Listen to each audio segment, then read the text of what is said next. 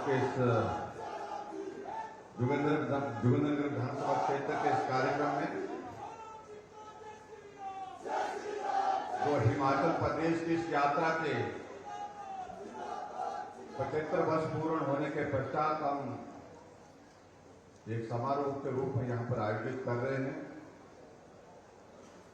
हमारे बीच में हिमाचल प्रदेश सरकार में पूर्व में विधानसभा के अध्यक्ष रहे, मंत्री रहे आदरणीय श्री गुलाब सिंह ठाकुर जी, जोगिंद्रनगर के हमारे बहुत ही लोकप्रिय विधायक भाई प्रकाश राणा जी,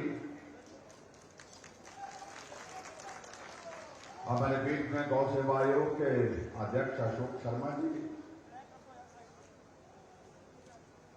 पार्टी के हमारे साथी अजय सकलानी जी, डिप्टी कमिश्नर मंडी, एसपी मंडी, उपस्थित सभी वरिष्ठ अधिकारीगण,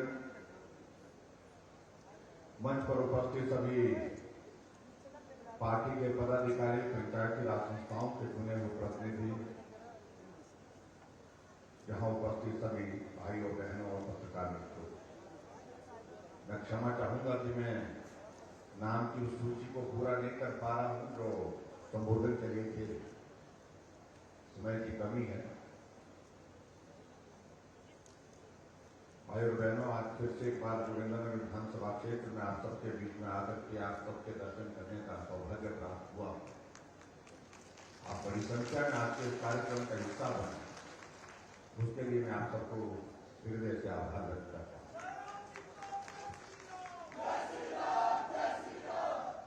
वक्त बहुत तेजी से गुजर जाता है, किसी का इंतजार नहीं करता है।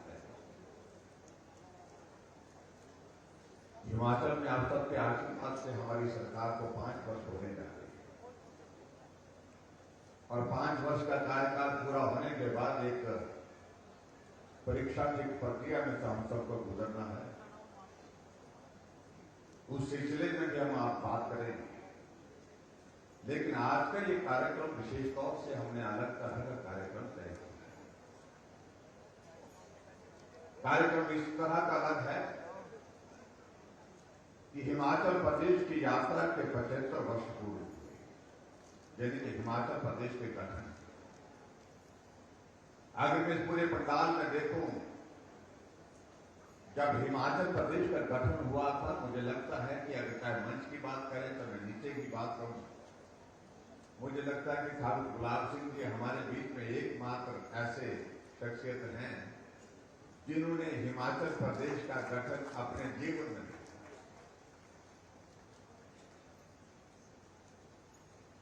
क्योंकि बाकी हम सब लोग, आप सब लोग जो है इस दुनिया में उस वक्त नहीं, लेकिन इतना जरूर मैं कहना चाह रहा हूं कि जब हिमाचल प्रदेश, जिस हिमाचल प्रदेश में हम और आप सब लोग आज रहते हैं, आनंद की जिंदगी जी रहे हैं, हिमाचल को आगे बढ़ाने के लिए हम सब लोग परिश्रम कर रहे हैं, उस हिमाचल के बारे में कुछ चीजों को जानना बहुत आवश्यक है।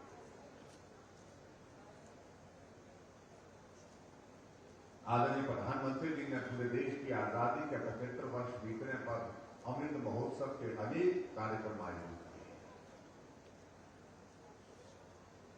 कई लोग उस पर भी प्रश्न खड़ा करते हैं कि आखिरकार इन कार्यक्रमों की आवश्यकता क्या है। आवश्यकता भाई और बहनों ऐसी है कि याददाश्त की एक सीमा होती है। भारत को आजाद करने के लिए जिन लोगों का बहुत बड़ा योगदान रहा, जिन्होंने अपने जीवन की कुर्बानी की,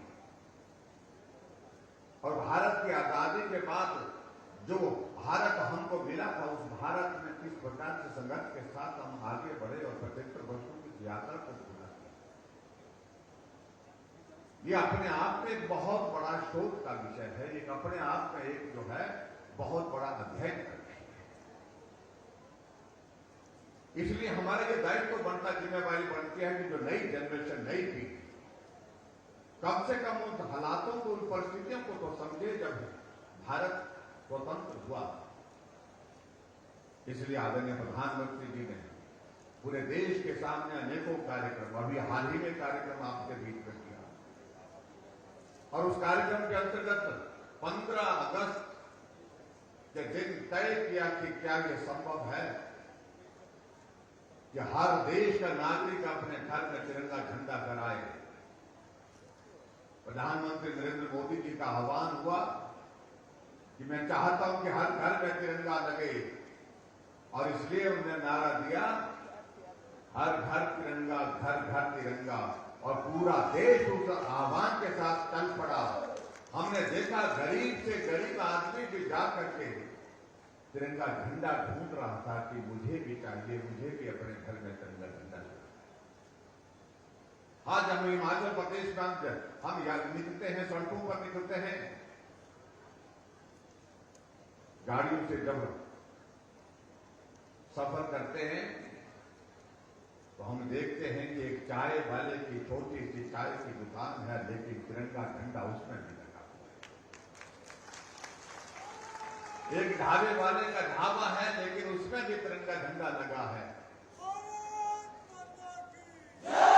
देश के प्रति एक समर्पण का भाव खड़ा करना, देश के प्रति जज्बा पैदा करना, ये देश की आवश्यकता नहीं, ये आज हम सब की आवश्यकता है। इसलिए भाई और बहनों, इस तरह से कार्यक्रम का आयोजन करके आदरणीय प्रधानमंत्री जी ने पूरे देश के सामने एक उदाहरण दिया। जैसा कि मेरे साथी कह रहे हैं कि हम चुनाव के बहुत करीब हैं, इसलिए हिमाचल प्रदेश में भी हम बहुत सारे आयोजन करने का सोच रहे हैं, लेकिन वो संभव नहीं है। इसलिए संभव नहीं है क्योंकि चुनाव नजदीक है। तो हमने सोचा कि क्या कार्यक्रम किया जा सकता है। तो हमने एक कार्यक्रम पूरे हिमाचल के लिए तय किया। वो कार्यक्रम ये तय किया कि हिमाचल प्रदेश की इस यात्रा के लिए जो हिमाचल के सभी भाई बहनों ने जो योगदान दिया है, उसका अभिनंदन होना चाहिए, उसका स्वागत होना चाहिए, उसके लिए उनके बीच में जाकर के आभार व्यक्त करना चाहिए, और आने वाले समय में हिमाचल को और मजबूती के साथ आगे बढ़ने और बढ़ाने के लिए हम सबको काम करना है, उसके लिए निवेदन करना चाहिए। और आज मुझे इस बात की प्रसन्नता है कि मैं जोगिंद्रनगर विधानसभा क्षेत्र में आज के इस कार्यक्रम में इसी काम की। आपने डॉक्यूमेंट्री देखी होगी हमसे पहले, जिस डॉक्यूमेंट्री में आपने देखा होगा कि हिमाचल प्रदेश के गठन के बाद जो नेतृत्व हिमाचल प्रदेश में रहा, चाहे वो डॉक्टर वाई.एस. परमार रहे, चाहे ठाकुर रामलाल जी रहे, चाहे फिर शांता कुमार जी रहे, चाहे वीरभद्र सिंह जी रहे, चाहे प्रेम कुमार धूमल जी, हमने सबका जिक्र किया क्योंकि उनका भी योगदान रहा है हिमाचल प्रदेश को आगे बढ़ाने में। लेकिन हमने जो कार्यक्रम, वो कार्यक्रम हमने ये तय किया कि हम सार्वजनिक मंच से हिमाचल की जनता का पूरे प्रदेश में जाकर के उनका धन्यवाद करेंगे, क्योंकि उनका सबसे बड़ा योगदान रहा है हिमाचल प्रदेश को आज जहां पहुंचे हैं, जहां पहुंचा है। इसलिए आप सबका भाई और बहनों बहुत बहुत आभार। एक मजदूर ने मजदूरी करके अपना योगदान दिया, एक कर्मचारी ने नौकरी करते हुए अपना योगदान प्रदेश को आगे बढ़ाने के लिए किया, एक डॉक्टर ने अपनी भूमिका निभाते हुए, इंजीनियर ने अपनी भूमिका निभाते हुए प्रदेश को आगे बढ़ाने का योगदान दिया, एक किसान, एक बागवान ने अपनी तरह से उसमें अपनी सहभागिता दी, और इसलिए हिमाचल आगे बढ़ा। और जब हिमाचल बना था 288 किलोमीटर सड़क थी, आज 39,500 किलोमीटर सड़क हिमाचल प्रदेश में है। आप कल्पना कर सकते हम कहां थे और कहां पहुंचे। और मैं आज के इस कार्यक्रम में आप सबसे इस बात के लिए निवेदन करना चाहूंगा, सामने जो हमारी ये प्रदर्शनी लगी है, आप जाकर के जरूर देखें, हिमाचल तब और हिमाचल अब। उस वक्त हिमाचल कैसा था और आज हिमाचल कैसा है, इसको देखने की आवश्यकता है। और सिर्फ देखने की आवश्यकता नहीं, इसको समझने की भी आवश्यकता है। आप देखेंगे अगर पीडब्ल्यू डिपार्टमेंट भी अगर इसमें जाएंगे, प्रदर्शनी में चंबा में पानी घाटी की नदी के ऊपर घास का बना हुआ पुल, घास की रस्सी से बना करके पुल को लोग जोड़ करके रखे हुए, और उसके ऊपर से लोग जाते थे। नदी को पार करने के लिए पुल नहीं हुआ करते थे, पुल के बजाय उस वक्त क्या होता था, भैंस की खाल में हवा भर के उसको फुला दिया जाता था और उसका सहारा ले करके उसके साथ नदी को तैर करके पार करते थे। ये दौर था वो। जब हिमाचल बना उस वक्त हिमाचल प्रदेश में हमारी साक्षरता 4.8 थी और महिलाएं तो 2% पर थी, यानी कि 100 में से 2 महिलाएं पढ़ी होती थी। और आज हिमाचल प्रदेश केरल के बराबर का साक्षरता दर में है। हम कह सकते हम पीछे नहीं है, हम केरल के बराबर है। आज के इस दौर में पूरे देश में अव्वल नंबर पर हर क्षेत्र में काम किया है। लेकिन ये तभी संभव हुआ जब हिमाचल के मेहनतकश लोगों ने हिमाचल को आगे बढ़ाने के लिए दिन रात परिश्रम किया। हमारे कई मित्र आजकल इस तरह के प्रश्न पूछने की कोशिश कर रहे हैं कि मुख्यमंत्री जा रहे हैं और मुख्यमंत्री बड़े बड़े कार्यक्रम कर रहे हैं, लोगों को ला रहे हैं, बड़े बड़े तंबू लगा रहे हैं, बहुत परेशानी है। और हम क्यों ना जाएं? क्या हमें इस बात के लिए उनकी अनुमति लेनी? ये पहली बार हिमाचल के इतिहास में हो रहा है जब प्रदेश का मुख्यमंत्री पूरे प्रदेश भर में प्रदेश की जनता का अभिनंदन करने और उनको धन्यवाद, उनको बधाई देने के लिए हिमाचल की इस यात्रा में उनके योगदान को स्मरण करवाने के लिए जा रहे हैं। और हिमाचल की जनता से अपील करके कि आने वाले समय में आपका सहयोग भी इसी प्रकार से फिर से हमको चाहिए हिमाचल को आगे बढ़ाने के लिए। इस तरह के कार्यक्रम आज से पहले कभी नहीं। स्वाभाविक रूप से हम श्रेय देते हैं, एक नेता को देंगे, हम एक नेता को देंगे, दूसरे वाले दूसरे नेता को देंगे, तीसरे वाले तीसरे नेता को देंगे। नेताओं का योगदान भी स्वाभाविक रूप से होगा, लेकिन सबसे बड़ा योगदान नेताओं का जिक्र तो मंच पर से होता है, लेकिन लोगों का जिक्र करने के लिए हम निकले हैं। जिन लोगों की वजह से हिमाचल आगे बढ़ा है उनको हमको स्मरण करना चाहिए, उनका आभार व्यक्त करना चाहिए। इसलिए भाई और बहन, मैं आप सबके बीच में मैं आज के इस कार्यक्रम में आप सबका इस बात के लिए धन्यवाद करना चाहता हूं कि हिमाचल में आप सबके आशीर्वाद से हमें सरकार बनाने का अवसर प्राप्त हुआ और 5 वर्ष हमारी सरकार का कार्यकाल अब पूरा हो जा रहा है। लेकिन कहने के लिए 5 वर्ष, लेकिन हकीकत तो ये भी है कि सही मायने में काम करने का वक्त तो सिर्फ 3 साल मिला। 2 वर्ष तो कोविड के चले गए। अलग तरह की परिस्थिति थी, अलग तरह के हालात थे। एक सामान्य परिस्थिति का कार्यकाल हमारा ये नहीं रहा। इस बात को भी हमको समझना होगा। लेकिन उसके बावजूद भी मैं इस बात को जरूर कहना चाहूंगा आप सबके बीच में, आज मैं आपके यहाँ जोगिंद्रनगर विधानसभा क्षेत्र में आया हूं, जहां एक दौर ऐसा हो गया कि आदमी की जिंदगी को कैसे बचाया जाए। काम अपनी जगह रहा, लेकिन जिंदगी से महत्वपूर्ण, जिंदगी से कीमती कोई चीज नहीं है। जिंदगी को कैसे बचाएं, ये प्रश्न हमारे सामने खड़ा हो गया। लेकिन हमने उस जीवन को बचाने के लिए भी प्रयत्न किए, उसमें भी सफल हुए। और आज हम आपके विधानसभा क्षेत्र में 15 उद्घाटन और 24 शिलान्यास के कार्यक्रम एक साथ यहां सामने करने वाले हैं, जिसमें 367 करोड़ रुपए, 367 करोड़ रुपए का उद्घाटन और शिलान्यास के कार्यक्रम एक दिन में एक स्थान पर एक समय पर आपके होने जा रहे हैं। इसका क्या होता है? इसका अभिप्राय यह है कि जहां आदमी की जिंदगी को बचाने के लिए काम करना था वो भी हमने किया, जिम्मेवारी के साथ किया और बेहतर ढंग से किया। और दूसरी तरफ प्रदेश के विकास के लिए हर क्षेत्र में काम करना था, वो हर क्षेत्र में किया और वो भी डट करके किया। ये मैं आपके बीच में कहना चाहता हूं। आप सबका सहयोग मिला, हम भी आपके साथ हैं। मुझे इस बात की खुशी है कि इस हिमाचल प्रदेश के इस 5 वर्ष के कार्यकाल में आदरणीय प्रधानमंत्री नरेंद्र मोदी जी का बहुत बड़ा योगदान हिमाचल के लिए रहा। हर कदम पर उनका सहयोग रहा, हर कदम पर उनका मार्गदर्शन रहा, हर जगह उनका उनकी शुभकामनाएं हमारे साथ रही, क्योंकि हिमाचल को अलग नहीं मानते, हिमाचल ऐसा मानते हैं जैसे कि उनका अपना प्रदेश है, और इस बात को वो कहते नहीं है, दिखाते भी। आप कल्पना करिए,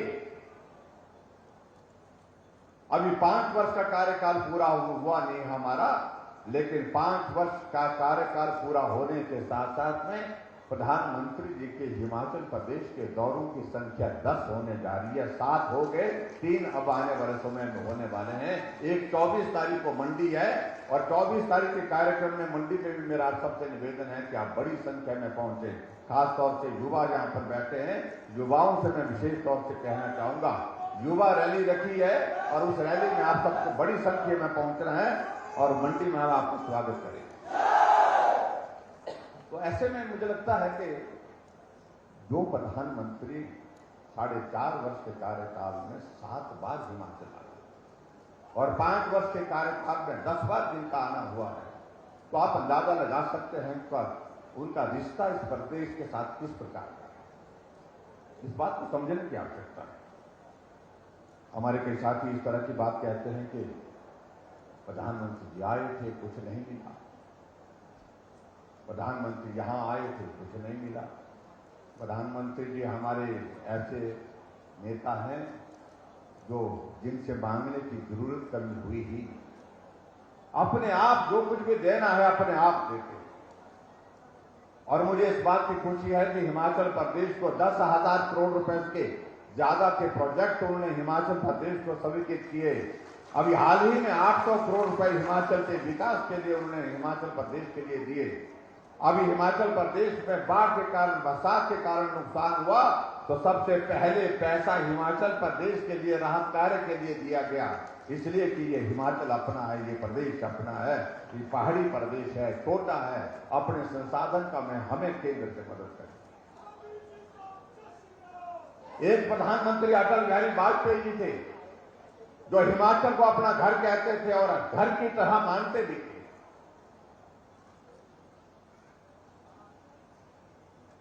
जब भी इनको अवसर मिलता था हिमाचल आते थे, मनाली में रुकते थे, हफ्ता 10 दिन रुकते थे। और दूसरे प्रधानमंत्री जो हिमाचल को अपना घर कहते हैं, घर मानते हैं, वो नरेंद्र भाई मोदी जी हैं। 8 साल का पूरे देश का कार्यकाल केंद्र सरकार का पूरा होने पर भी जश्न कहां मनाया गया? शिमला के रिज के मैदान पर, और पूरे देश ने, पूरी दुनिया ने उस कार्यक्रम को वहां देखा। और इन पे जाने से पहले जब माल रोड पहुंचे तो माल रोड पर गाड़ी छोड़ करके निकल पड़े, ये हिमाचल मेरा अपना हिमाचल। ये माल रोड में वर्षों तक घूमते थे, साथियों को मिलते थे, पुरानी यादों को ताजा किया। धर्मशाला आए, 2 दिन रुके, हमारे कांग्रेस के मित्र बहुत परेशान हुए। फिर अंत में एक ही बात मुझे कहने की कि मोदी जी आए थे लेकिन दिया कुछ नहीं। उन्हें मालूम होना चाहिए, अभी प्रधानमंत्री जी ने हाल ही 1 हफ्ता पहले bulk drug pharma park Himachal Pradesh को दिया, जो ऊना जिला में लगेगा, जिसमें 20,000 लोगों को रोजगार मिलेगा। 50,000 करोड़ रुपए का पूरा इन्वेस्टमेंट जब पूरा हो जाएगा, 50,000 करोड़ रुपए का जो है इन्वेस्टमेंट उसमें होगा, और 10,000 से ज्यादा लोगों को इनडायरेक्ट रोजगार प्राप्त। आप कल्पना करिए, इतना बड़ा प्रोजेक्ट हिमाचल जैसे छोटे प्रदेश के लिए।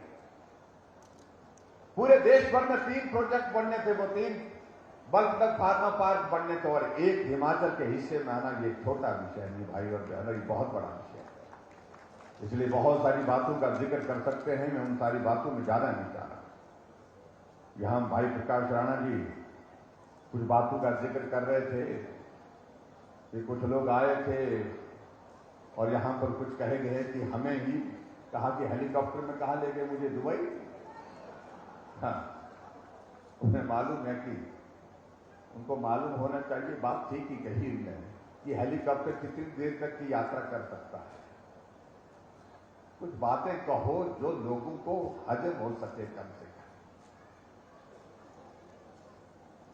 और ऐसा ज्ञान बांटते हैं कुछ लोग, ऐसा ज्ञान बांटते हैं कि सारी पूरी खानदान का ज्ञान जो है वो उन्होंने ही ग्रहण कर लिया। मैं उनके बारे में व्यक्तिगत रूप से किसी के बारे में बोलने का आदी नहीं। अभी कुछ दिन पहले मैंने एक कार्यक्रम में कहा कि भाई पूरे देश भर में रिवाज बदल रहा है, हमें भी रिवाज बदलना चाहिए। इस बात से बहुत परेशानी होती है, हमारे रिवाज बोलने से उनके कलेजा फट जाता है, ऐसा लगता है कि ऐसे बहुत परेशान होते हैं। हमने कहा भाई परेशान क्यों होते, जब रिवाज बदल रहा है तो बदल रहा है।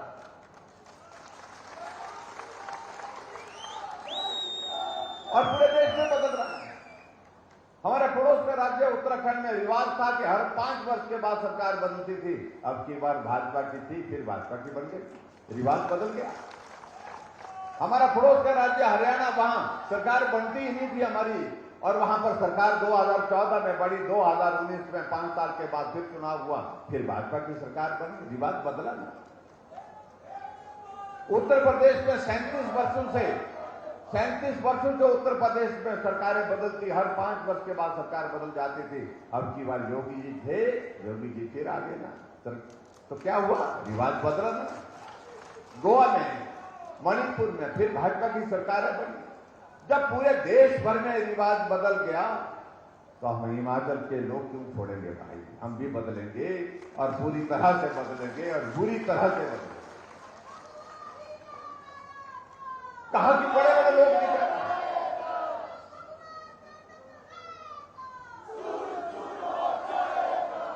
कहा कि बड़े बड़े लोग नहीं कर पाए। हम समझ नहीं पाएंगे बड़े बड़े लोग कैसे होते हैं, कौन होते हैं। हम यानी कि उनके दिमाग में इस बात का बोझ इतना पड़ गया है कि वो बड़े हैं, बाकी सब छोटे हैं। मैंने कहा कुछ काम छोटे लोग भी करते हैं, अब की बार छोटे लोग मिल करके इस काम को करेंगे, तसल्ली से करेंगे। कहा कि 7 बार 6 बार मुख्यमंत्री रहे राजा साहब, वो नहीं कर सके। जयराम सिंह सेठ की बोली है, हमें तो बोली के साथ तुलना करो तो कुछ, हम छोटे आदमी भाई, हमने गरीबी को देखा नहीं है, हमने गरीबी को जिया है। हम 18 किलोमीटर स्कूल के लिए जाते थे, 9 किलोमीटर जाते थे, 9 किलोमीटर आते थे। हम बड़े नहीं हो सकते हैं, हम छोटे हैं, लेकिन छोटे होकर के भी कुछ काम हम करते हैं। लेकिन मैं एक बात जरूर कहना चाहता हूं, गरीब आदमी का दर्द छोटा आदमी ही समझ सकता है, गरीब आदमी ही समझ सकता, बड़े बड़े लोग नहीं समझ सकते। इस बात को समझना। आज अगर हिमाचल प्रदेश में हम बात कर रहे हैं, हमें मालूम है कि एक आदमी को, एक गरीब परिवार के एक बुजुर्ग को 1800 रुपए उसको पेंशन का जब आता है तो कितना उसके दिल को सुकून होता है। मेरी पेंशन आ गई, मैंने 2 चीजें ये लेनी है, मैंने शेव की ब्लेड लेनी है, मेरी दवाई का इंतजाम इससे हो जाएगा, मेरा 4 चीजें उससे हो जाएगी। इंतजार करता हुआ आदमी। लेकिन बड़े बड़े लोग नहीं समझ सकते हैं कि उस पेंशन से क्या, उसकी भावनाएं कैसी है उस गरीब आदमी, क्योंकि वो बहुत बड़े हैं। और इसलिए हिमाचल प्रदेश में वो 400 करोड़ रुपए खर्च करते थे पेंशन में, 1300 करोड़ रुपए हिमाचल प्रदेश में पेंशन पर खर्च कर रहा है। वो 4 लाख लोगों को पेंशन देते थे, हम 7.5 लाख लोगों को हिमाचल में पेंशन दे रहे। ये अंतर है बड़े लोगों के और छोटे लोगों के काम करने के तरीके। गरीब आदमी का इलाज हो, जिसका जिक्र यहां मुझसे पहले भी हो रहा था, बड़ा आदमी नहीं समझ सकता, क्योंकि बड़ा आदमी तो बड़ा होता है, उसके इलाज के लिए सुविधाएं सब जगह मौजूद है। लेकिन गरीब आदमी जब बीमार होता तो उसका इलाज कौन करेगा, कैसे करेगा? और उसके लिए जब पैसे नहीं होते हैं तो परिवार के लोग घर की जगह जमीन बेचने पर जो है वो बेचारे विवश हो जाते हैं। ऐसी परिस्थिति उसकी स्थिति क्या है? या हमने कहा ये जिम्मा हम लेंगे। हमने हिमाचल प्रदेश में जैसे आयुष्मान भारत आदरणीय प्रधानमंत्री जी ने पूरे देश के लिए शुरू की, हमने बाकी के परिवारों को हिमाचल प्रदेश में मुख्यमंत्री हिमकेयर की शुरुआत की और हिमकेयर के माध्यम से गरीब लोगों का इलाज हमने सुनिश्चित किया। और आज गरीब आदमी अगर बीमार होता है, अगर पैसे जेब में नहीं है तो वो हिमकेयर का कार्ड लेकर के जाता है, अपना इलाज करके आता है, स्वस्थ होकर के आता है। 3,20,000 से ज्यादा गरीब लोगों का इलाज हमने हिमकेयर के माध्यम से किया। हर घर में गैस का चूल्हा होना चाहिए। ये गरीब लोगों का भावनात्मक इश्यू हो सकता है उनके दिमाग में, क्योंकि वो सोचते थे कि हमारे घर में तो होगा नहीं, और बड़े लोगों का सोचने का ये विषय नहीं बन पाया। और हमने ये तय किया कि कोई गरीब गैस के चूल्हे के बिना नहीं छूटना चाहिए, हर घर में गैस का चूल्हा होना चाहिए। उज्ज्वला योजना के अंतर्गत आदरणीय प्रधानमंत्री नरेंद्र मोदी जी ने पूरे देश भर के लिए गैस के चूल्हे देने की व्यवस्था की, गैस का कनेक्शन देने की व्यवस्था की, और हिमाचल प्रदेश में 3,35,000 गैस के चूल्हे हमने गृहिणी सुविधा योजना के अंतर्गत प्रदेश सरकार की ओर से दिए। एक भी घर नहीं छोड़ा जहां गैस का चूल्हा नहीं पहुंचाया। ये बड़े लोगों को सोचने का, जो लोग बार बार सत्ता में रहे, जो अपने आप को बड़े कहते हैं, बहुत बड़े मानते हैं, उनकी सोच का विषय नहीं बन पाया ये। लेकिन छोटे लोगों का सोच इसलिए बन पाया कि छोटे लोगों को आज काम करने का अवसर प्राप्त हुआ है। हमने सहारा योजना चलाई, ऐसे लोग जो बिस्तर पर हैं, चल नहीं सकते, काम नहीं कर सकते, लेकिन जिंदा है। परिवार का हर आदमी, एक आदमी कम से कम लगातार उनके पास उनको बैठना पड़ता है। 20,000 ऐसे लोग हिमाचल प्रदेश में ऐसे निकले जो बिस्तर पर हैं, जिंदा हैं, लेकिन अपना काम, पानी का गिलास तक खुद नहीं उठा सकते हैं। ऐसी हमने उनके लिए हमने सहारा योजना की शुरुआत की। उनके खाते में हर महीने का 3,000 रुपए डाल करके उनकी मदद कर रहे। लेकिन बड़े आदमी की सोच का विषय नहीं बनता है, क्योंकि वो बहुत बड़े थे। किसी को अगर बीमारी लगी है तो लगी, मरता है मरे, जिया है जीता है जिए, क्योंकि वो बड़े थे। और इसी तरह से हिमाचल प्रदेश में हमने एक बेटी जो है, उसकी अगर बीपीएल परिवार की है, गरीब परिवार की है, उस बेटी की शादी जब होगी, हमने कहा कि हम शगुन योजना शुरू करेंगे और उस बेटी के शादी के दिन उसके खाते में 31,000 रुपए हम सरकार की ओर से उसको आशीर्वाद के साथ शगुन भेजेंगे। हमने किया। लेकिन दूसरे लोगों के, बड़े लोगों का ये सोचने का विषय नहीं बनता। हमने महिलाओं के लिए आने जाने की व्यवस्था को और सरल करने के लिए, क्योंकि महिलाएं अब घर के अंदर नहीं है, घर से बाहर निकलती है, काम के लिए निकलती है, ऐसी सूरत में उनके लिए भी मदद होनी चाहिए। हमने कहा ये आबादी का आधा हिस्सा है तो किराया भी आधा देंगे, आधा किराए के साथ हमने उनके लिए मदद करने की कोशिश की। लेकिन बड़े लोगों का ये सोचने का विषय नहीं बनता। और इसी तरह से हिमाचल प्रदेश में हमने इस बात को भी सुनिश्चित किया कि जो बिजली का किराया आता है, जो मध्यम वर्ग का जो हमारे परिवार होते हैं, वो 120 यूनिट 125 यूनिट खर्च करते हैं। हमने कहा गरीब तबका और मध्यम वर्ग दोनों के लिए, दोनों स्लैब में हमने तय किया 125 यूनिट हम बिजली जो है वो हम फ्री देंगे। ये हमने तय किया। अभी आपने देखा होगा कि जुलाई महीने का बिल आया, लेकिन बिल आया तो कितना आया? 0 बिल। ये पहली बात है। बहुत सारी चीजों का हम जिक्र करेंगे तो बहुत लंबी बात जाएगी, उन सारी बातों पर मैं जाना भी नहीं चाह रहा हूं। भाई और बहनों, मुझे आप सबके बीच में एक बात जरूर करनी है। अगर सही मायने में आप हिमाचल की भावनाओं को मोदी जी के साथ जोड़ करके देखते हैं तो हमको उन भावनाओं का सम्मान भी करना चाहिए। अगर आप चाहते हैं कि देश में मोदी जी मजबूत हों, आगे बढ़े, 2024 में चुनाव होगा, उसमें फिर मोदी जी प्रधानमंत्री बने, और निश्चित रूप से बनेंगे, लेकिन हम छोटे जैसे हिमाचल प्रदेश का योगदान जिस प्रकार से पिछली बार भी रहा, उस वक्त हमने चारों की चारों सीटें हिमाचल प्रदेश से जीत करके दी थी, उस हालात को फिर से हम पैदा करेंगे। उसके लिए बहुत जरूरी है हिमाचल प्रदेश में फिर भाजपा की सरकार है, और भाजपा की सरकार आप सबके आशीर्वाद से बनेगी। मुझे पूरा भरोसा है जोगिंद्रनगर विधानसभा क्षेत्र का सहयोग हमको सरकार में पूरी तरह से रहा। आज के प्रतिनिधि के नाते प्रकाश राणा जी का भी, भले ही चुनाव में हमने इनका साथ नहीं दिया, ये खुली बात है, लेकिन उसके बावजूद इन्होंने जब जीत करके आगे तो उसके बाद उन्होंने हिमाचल प्रदेश में सरकार को सहयोग देने की बात कही। हमने स्वीकार की और सहयोग से हम आगे बढ़े और जोगिंद्रनगर के विकास के लिए जो मुझसे हो सकता था, जो किया जा सकता था, वो हमने करने की कोशिश की। मैं इस बात को नहीं कह रहा हूं कि हमने ज्यादा किया और ये दावा भी मैं करना चाहता हूं कि हमने बाकियों से ज्यादा किया, लेकिन मैं इतना भी कहना चाहता हूं बाकियों से कम भी नहीं किया हमने। ये पक्की बात है। हर क्षेत्र में जो चाहा, जो कर सकते थे वो हमने करने की कोशिश की, तभी जाकर के अब यहां आज 367 करोड़ रुपए के उद्घाटन और शिलान्यास की पट्टिकाएं वहां सामने इंतजार कर रही हैं, जो है पर्दा उठने का।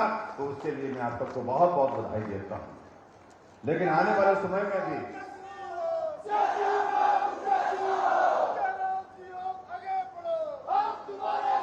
और इसलिए आप सबका सहयोग चाहिए आगे बढ़ने के लिए। और जोगिंद्रनगर के लिए हमारे लिए प्रसन्नता का विषय ये भी है, और प्रसन्नता का विषय हमारे लिए ये भी है हिमाचल प्रदेश में जो हमारा ये जो प्रोजेक्ट है आपका बिजली का प्रोजेक्ट, जो भारत में one of the oldest project है, ये बहुत पुराना प्रोजेक्ट है हमारा, क्या बोलते हैं, सानन प्रोजेक्ट। और इस सानन प्रोजेक्ट की अब जो इसकी लीज की जो अवधि है वो भी समाप्त होने जा रही है। कल में अगले साल होने जा रही है, समाप्त होने जा रही है। और ये प्रोजेक्ट हमारा होगा, हिमाचल का होगा, इसको हम हिमाचल में लाएंगे और निश्चित रूप से उसके लिए जो कानूनी लड़ाई जो भी हमको लड़नी होगी उसको लड़ेंगे और निश्चित रूप से उसको पूरा करेंगे। ये मैं आपके बीच में कहना चाहता हूं। और दूसरा, उसके साथ साथ में मैं ये भी कहना चाह रहा हूं कि कुछ बातें यहां पर कही गई, अगर मैं जिक्र करूं जो हमने यहाँ पर आज उद्घाटन शिलान्यास किया तो वो बहुत लंबी सूची है। और जिसमें एक पुल में देख रहा था संधा में व्यास नदी पर बने आर्क ब्रिज का जो है उद्घाटन हुआ, 25 करोड़ की लागत से बनकर के ये तैयार हुई ये पुल। मैं भी कभी देखना चाहूंगा भाई, ये पुल देखना चाहूंगा मैं। बड़ा पुल है आपके यहाँ पर। और उसी तरह से आपके यहाँ पर जिसमें गुलाब सिंह जी ने भी जिक्र किया, वही पुल है ये। वो तो सांडा पतन का पुल है, सांडा पतन का पुल है जो वो भी शायद में कल 25 करोड़ की। हाँ जी। और पानी की एक स्कीम है जिसको मैं देख रहा हूं, एक 66 करोड़ रुपए की स्कीम, एक 77 करोड़ रुपए की स्कीम। अब फिर भी उसके बावजूद ताली नहीं बजा रहे हैं। मैं सोच रहा हूं कि क्या हो गया। अरे यहाँ ठाकुर गुलाब सिंह जी बैठे हैं, पुराने जमाने में अगर बात करें 10 साल 15 साल 20 साल पुरानी 5 करोड़ की स्कीम होती थी ना, विधायक उछल करके जो है वो पूरे इलाके में जाते थे उसका प्रचार करने के लिए। लेकिन यहाँ आप ताली में कम जा रहे हैं, मेरे कहने के बाद जा रहे हैं। लेकिन मेरा कहने का मतलब ये है कि अब बहुत सारी चीजें ऐसी होने लग पड़ी जिस पर लगता कि हो रहा है, ये हो रहा है। लेकिन इतना मैं जरूर कहना चाहता हूं, किसी भी क्षेत्र में विकास होता है उसका अभिनंदन होना चाहिए और विकास करने वालों का भी अभिनंदन होना चाहिए, ये बहुत आवश्यक है।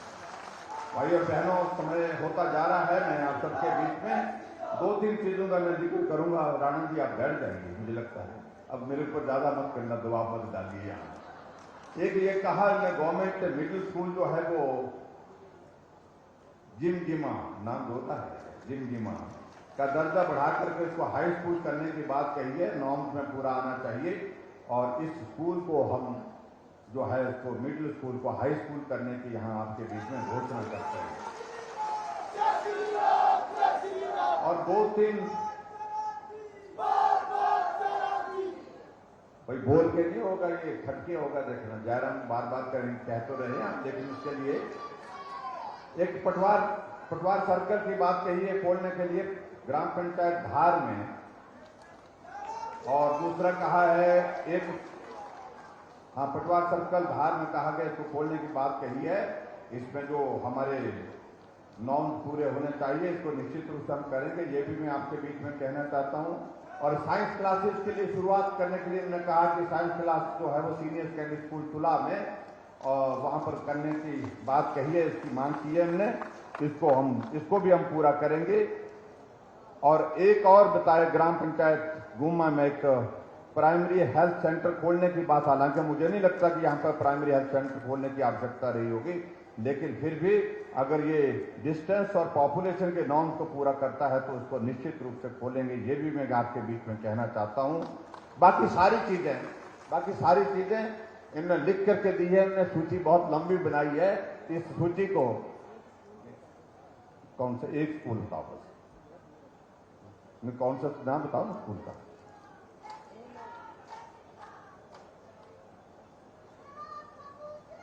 तो मैं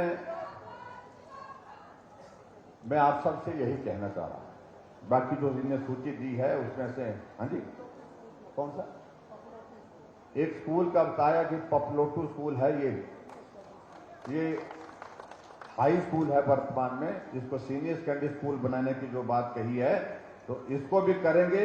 बस इसकी पूरी डिटेल्स हमारे पास आनी चाहिए, पूरा इसके नॉर्म्स के मुताबिक सारी चीजें ठीक होनी चाहिए। बाकी जो कागज दिए हैं हम बैठ करके चर्चा कर लेंगे, उसके बाद फिर हम जो भी करना होगा उस पर करेंगे। लेकिन मैं ये जरूर कहना चाह रहा हूं, आप सबसे इतना निवेदन मैं करना चाहता हूं कि आओ एक बार फिर से एक नया दौर शुरू करें, जब हम सब फिर साथ हों। हमारी सरकार यहां भी हो, दिल्ली में तो है ही है, हिमाचल में फिर से भाजपा की सरकार बने, उसके लिए आप सबका आशीर्वाद, आप सबका सहयोग चाहिए। और मुझे पूरा भरोसा है जोगिंद्रनगर जिस प्रकार से हमेशा हमारा साथ देता रहा, सहयोग देता रहा, आप उसी तरह से हमको साथ सहयोग देंगे, ऐसा मुझे पूरा भरोसा है। इतनी बात कहते हुए आप सबका बहुत बहुत धन्यवाद। आज के इस कार्यक्रम में बड़ी संख्या में पहुंचे और मैं आप सबके लिए यही कहूंगा कि रिवाज बदलने की उस दौर में आप भी अपने आप को शामिल करिए और हिमाचल प्रदेश में भारतीय जनता पार्टी की सरकार बनेगी, निश्चित रूप से बनेगी। आओ उस काम को पूरा करने के लिए आज से हम संकल्प लें। इतना निवेदन करते हुए मैं अपनी बात को यहीं समाप्त करता हूं। आप सबका बहुत बहुत धन्यवाद। एक खेल मैदान के लिए कहा, खेल मैदान की आई है बात, यही इसी ग्राउंड को और इस ग्राउंड के खेल के मैदान को कहा कि इसको ठीक करने की बात कही गई है और इसका एस्टिमेशन बताया गया है। इसके लिए 15 लाख रुपए देने की मैं घोषणा करता हूं। बाकी सारी चीजें